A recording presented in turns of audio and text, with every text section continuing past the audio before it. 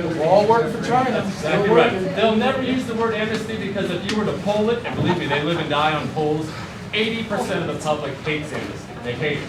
So they'll use words like comprehensive immigration reform, path to citizenship. You'll hear all these words. Just know it's a politician talking when you hear that stuff. So, sir? Yeah, on the 14th Amendment, you brought it up. Yes, sir. I had a discussion a couple weeks ago, and I actually had to bring it up because they didn't believe what I was telling them. Are you for them repealing or amending that amendment that was put in that clause, I believe section 2 or section 3, that was put in for back in the time when slavery was abolished and slaves, the black man, did not have a nation per se. He was brought over here against his will. Therefore, the 14th Amendment recognized himself, that clause recognized that be citizens. Now, I really think a lot of people is stretching that because when I read it as it says and don't add nothing to it, okay? And I understand the context. Now, when I say illegal, because I immigrated from Panama here myself legally. But when I say illegal, I'm not talking about Latin American illegals. I travel all over the world. And in Alaska, there's a Polish immigration issue. In Seattle, oh my God, it's ridiculous. Okay? I mean, there's an immigration issue in the United States in general, not the southern border. And this clause is being used to hold these people here.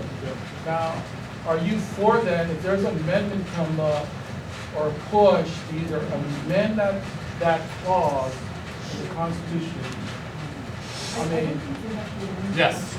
Yes, the answer you to your don't have to question is amend yes. the Constitution, but you have to. Here's the thing with that, with the 14th Amendment. First of all, we have to stop the anchor babies. Let's just all agree Exactly. with that. We have to stop it. There's no question about that.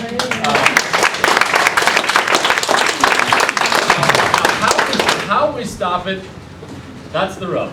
Because the conservatives right now are divided along legal lines in this country. Half of them, we all want the same thing. Half of them believe, as I believe, that a clarification piece of legislation for the 14th Amendment will be enough, preventing you from having to get a constitutional amendment. But there are also some really brilliant legal minds, like the Cato Institute, these real think tanks, that say that courts will shoot down a clarification piece of legislation because precedent says that the 14th Amendment will not hold up. So I will absolutely vote for and sign on as a sponsor to the clarification piece of legislation. We need to stop it. If the courts shoot it down, as they're shooting down everything else that's good right now, then we have to fight for that amendment. Whatever we do, we have to fight to stop the problem. I understand that, but the groundwork, I mean, everybody understands, to win a fight, maybe you have to fight another day, okay? So the groundwork is laid, and then what we're doing, we're actually laying 7 presidents. Okay, for whatever next legal smart team. That's right. And the problem is when it comes to the courts, just one second, Katie. When it comes to the courts, now the courts have been so out of control for so long. Yes. There's a precedent for everything. For everything horrible, there's a precedent.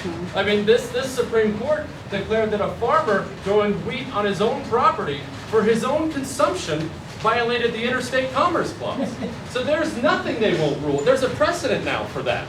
So when they use precedent, there's a bad precedent for everything they can use. And that's when we get to this real dangerous part in the country, when the law, when the courts, when the judiciary, when they turn on the American people instead of trying to uphold the Constitution, we have a real problem there.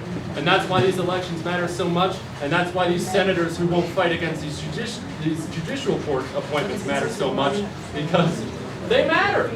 They absolutely matter. And you better do something about it. Kate, you got something?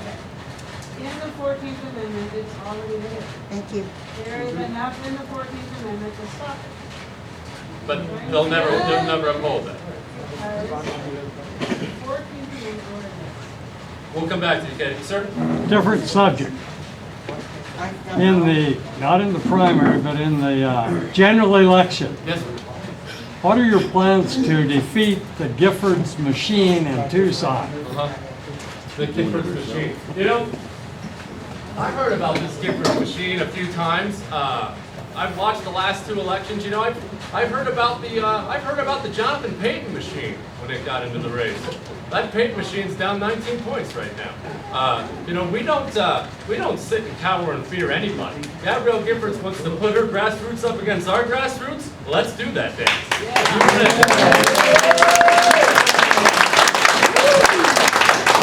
If you want to put your radical, misleading TV ads out there, like all of a sudden you're Duncan Hunter and Tom Tancredo rolled into one on the border, we're not stupid. We know nothing's been done on that border. You go ahead, we'll play that game. And more than anything else, let's debate. We won every single debate in this primary convincingly, and guess what? She's not looking forward to that day. Yeah. We are. We're looking forward to the debate. She's got to deal with our machine, not vice versa. Sir? Part of what I talked about earlier, and also with regard to the border, is not just the Mexican people we're talking about from Mexico. I mean, we're talking about terrorists coming across the border, and our country's just looking the other way. Our politicians are just, because we're talking terrorists like 9/11 and stuff like that. They come through Mexico, they come across the border, they get across, and you know, again, my question is, like I asked before, what price life?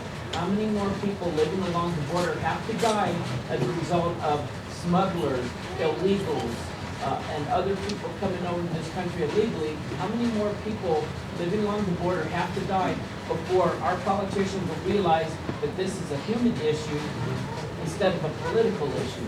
It shouldn't be a political issue. It should be an issue about people whose lives are at stake that live along the border. Yes, how many more people have to die before these politicians wake up? They don't want to wake up. There's a gigantic misconception out there that Barack Obama is trying to fix this economy. We are doing everything that every nation has gone from freedom and prosperity to complete poverty. We are doing it. Every country, including ours, that have gone from a recession to a depression, we're going through it play-by-play. The border, you ask about the border? They pretend that we live in the wealthiest, most technologically advanced country in the history of the world, and they pretend like they can't solve the border problem. Third world countries protect their border. Everybody does, but our politicians don't. They use it as a platform. Everything's politics, though, sir. Everything is politics. People are dying. You're exactly right. They're dying. And they don't care. You're right. What are we going to do about it? We have a congresswoman right now who's talked up on the border for 4 years. It's wide open. What are we going to do about it? It's not a question of whether or not right now Washington is corrupt and a failure and they've ruined us and the country is completely upside down and they tear apart the Constitution. We could spend 3 hours sitting here, and we will, agreeing with each other on the issues. That's not the question. Is what are you going to do about it? How many people are you going to tell? Get more people like you to help stand up against it. Thank you. That's exactly right. It's win elections. And it stinks that we have to rely on politics and winning elections too, but we do. If we don't win elections, if we don't do the things necessary to win elections, then we're finished. And if we do the things necessary, then we're going to take our country back, and we're going to be daggone proud of it when we do. And so that's the thing. Is there any branch of Congress, legislature, whatever, that can persuade Border Patrol to stop running all over the country and get down on the border where they need to be, to stop them before they come across? She asked, is there any branch of the government that can get the Border Patrol back on the border instead of running all over the country? Did I get that question right, ma'am? Well, Janet Napolitano's got it covered. I don't know what the problem is. Didn't she say the border is more safe now than it's ever been? I'm relieved. I'm very relieved. No, look, that's in the hands of the Congress, and sadly, it's in the hands of our out-of-control bureaucracy in this country. The Department of Homeland Security, all these other groups, the Border Patrol agents themselves, they want to be on the border.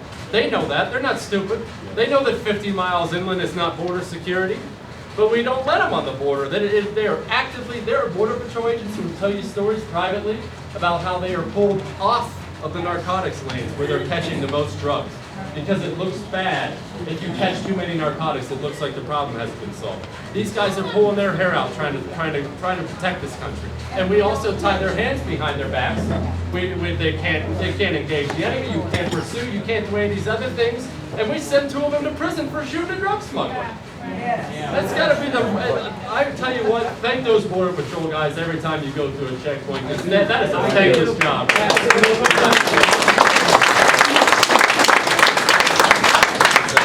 Sir?